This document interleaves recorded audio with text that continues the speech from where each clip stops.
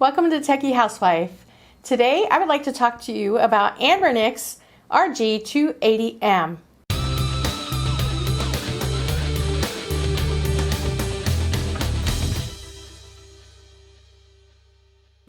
RG280M is an early Anbernic retro handheld console, which comes with J4470 dual-core 1 GHz processor. It's the little brother to 350M and the big brother to 351M. Someone actually recommended getting this, so once I looked at it and saw this particular color, the trigger was pulled immediately, and I ordered it on Prime, so it was here in just a couple of days. Whereas with some of the other ones, I've had to wait for a couple of weeks, or longer, actually, depending on the post office. So let's open this up and see which one I got. Okay, here's the box, the typical Anbernic box. Okay, if we take a look here, you can see that it has an aluminum alloy shell. It has the JZ4770 1 GHz processor, and it has a 2.8-inch full view IPS screen and super tempered glass. It supports Type-C charging. We have stereo speakers and supposed to get up to 6 hours of battery life. I did read somewhere where someone said this actually lasts the whole day for them. So I'm not sure how much they actually play, but that sounds really cool. We have our diagram, the typical diagram that we get that tells us where everything is. And you will see it comes with the console, the charging cable, the user manual, typical. And also you will notice I did get the gradient, which is actually what really drew me to this, aside from it's supposed to be a really good device. So let's just go ahead and keep turning it. There's another diagram, shows what we can expect to see. Okay, let's open this thing. And again, I noticed they have this pad on here. I really like this. Okay, I'm really excited about the color. It's like, I don't know, I'm going to call it like the cotton candy device or something.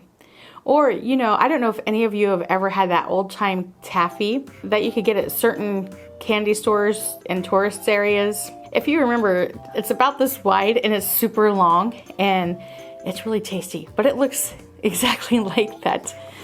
Okay. And as usual, manual and charging cable. So the first thing I want to say is it is beautiful. It is exactly what I was expecting, and it's much lighter than I expected it to be, which I'm really happy with because that means I can like put this in my purse and not expect too much extra weight when I want to take this with me. So let's just kind of take a look at everything here. We have the right and left trigger 1, right and left trigger 2. They feel pretty good. We have the 2 USB-C slots, the headphone jack, which is in the top. One thing I absolutely love about this is that we only have one analog stick. Woohoo! This is what I'm talking about. Look at the space you have over here for these beautiful buttons. Look at the size of these.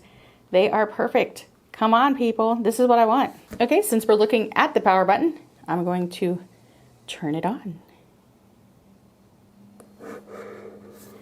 And below you will see 2 speakers right here. This is stereo speaker, and I'm hoping that it has great sound. The back here, we do have these rubber grips. I love these things. They, especially with this metal, I'm very happy I have the rubber grips here because I do not want to drop this thing. And of course, right here we have the volume control. So I can tell you right now, I think I really like the size. It's perfect for hands like mine. If you have bigger hands, you may not enjoy this size as much unless you're using it as a travel companion. Then you may love it because it looks like it will definitely fit into a pocket, jean pocket, jacket pocket, purse, whatever. You will be able to take this with you. And it isn't as heavy as I was thinking because I read somewhere where somebody said it's heavy, and I don't think that it's overly heavy. This is totally travelable. Is that a word? So with what specs we have seen, we know this is actually going to emulate up to PS1, the usual suspects, you know what I'm talking about. And I'm pretty sure N64 and Dreamcast probably will not do well here, but I'm not too worried about that, actually. As I was saying, we have the usual suspects lined up in here. Let's go try one of these.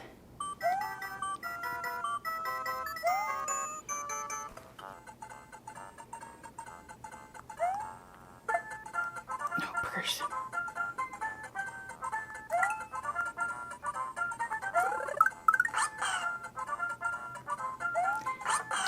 something I do notice right off the bat is I'm used to playing with the super snappy ones because of the new processors. Now, so I can kind of get what people are saying about it being old processor.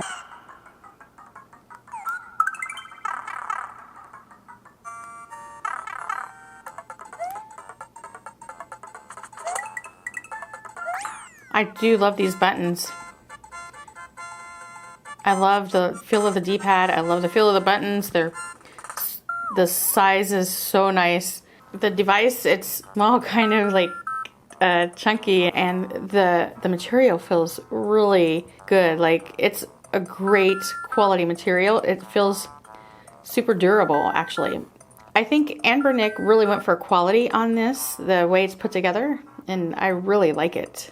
The screen is super small, but with a handheld this size, I don't think you can really complain too much about that. The colors seem like they're very vivid and crisp, and I think the colors really pop. I hope you can tell on a camera. Sometimes the camera does not do justice to what the screen really displays, and we will, I'm sure, see it in the next couple games I play. I will add, this does have some thickness, but I don't think that's a problem. I mean, you would have to be super picky, I think, if that's a problem for you.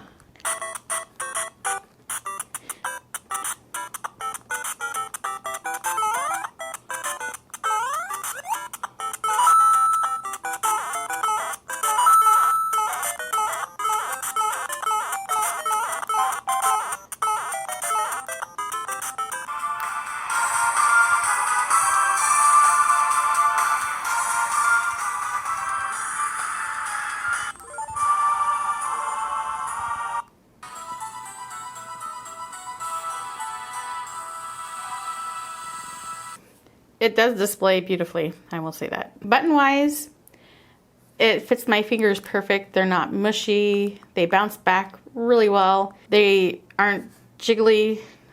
There's a slight jiggle there, but not much. The D-pad feels really good when I press it. I do feel the difference in it not being as snappy as the other ones, but that is to be expected because this, like I said, is an older one. The spacing of everything, the layout is absolutely perfect. I love that. I do wish we would see more handheld devices like this.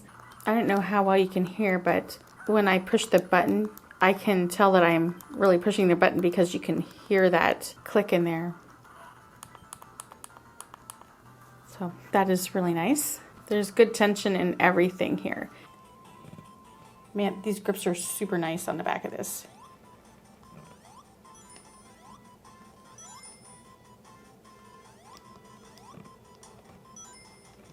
Wow. The D-pad is pretty good on this too. It's working really well with this game. A. And again, there's no ghosting, there's no screen tearing.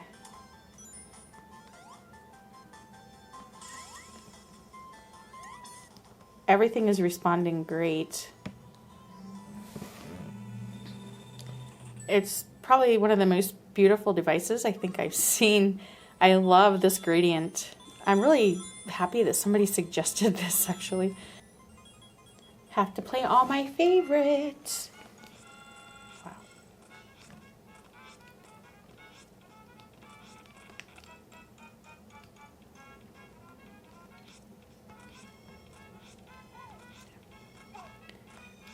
It's playing great.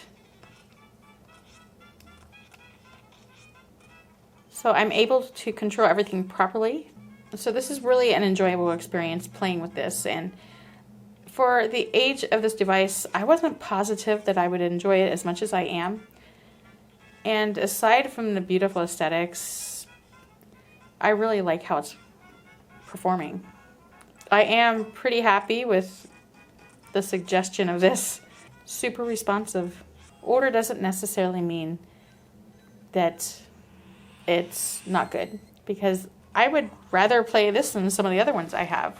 Hopefully this gives you an idea that if you want a good, solid, affordable metal device, you can have it and you can enjoy it as well. I definitely do recommend this. It's $70. Really feels good in your hand. It's something that when you look at it, you feel like picking it up. You feel like playing it because it's not only the feel, but the look. It plays well. You can navigate the menus pretty well. Like I said earlier, it was pretty responsive, and I didn't see any ghosting. I didn't see any screen tearing. The sound is good. It wasn't muffled, and I just think it's a really good device. I love that it has one analog stick.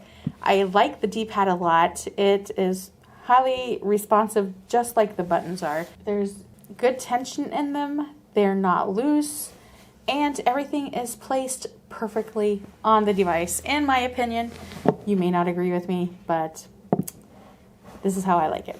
These are pretty decent. They're not terrible or anything. Do I recommend the RG280M? I do think it's a pretty good device for $70, and especially seeing how it was much more costly than this previously. I love the colors. I love the materials. Actually, the layout of this is kind of like my dream device would be. The one analog stick, the perfectly sized buttons, and they feel really good. The D-pad and the buttons feel really good. And if you take these out and put them on something else for me that's maybe a little snappier, works a little better, that would probably be a dream device for me. Especially if you gave it this gradient color. I mean, how can you not love that? I think the materials are great. The size is pretty much a perfect take-along size. I personally didn't feel like it was too heavy. I felt like it was a decent weight, actually. And this can slip in your pocket. It can go into your purse or whatever bag you're carrying, and you can have it on hand immediately. I think, especially with the grips on the back, I don't think I would be too afraid of dropping it. It never once felt like it was falling out of my hand while I was playing it today. It's really playing great. I kind of got sidetracked. I think this is perfect for NES, SNES, those type of games. Anything up to PS1, I think you're really going to be happy with using this particular device. The screen is really small, yes, but it's a beautiful little screen that displays such beautiful, vibrant colors that are crisp. So I wouldn't complain too much about the size of it. Definitely, you're not going to want to try any N64 or Dreamcast games on this. I think you will be disappointed if you do try that. But if you're looking for a nice, decent priced, great quality handheld that is pretty eye-pleasing, this is great. It is an enjoyable device. It's that aluminum alloy shell that's so nice and smooth, and just you don't mind holding it in your hand, and you have those grips to keep it safe. If you are a true avid collector of retro handheld consoles, then you definitely will want to get your hands on this. You can get it on Prime and you only have to wait a couple days. And that's pretty cool if you ask me. That is all I have for today. Thank you for watching. And if you can share this with your friends, I would greatly appreciate it. As always, have a game-tastic day.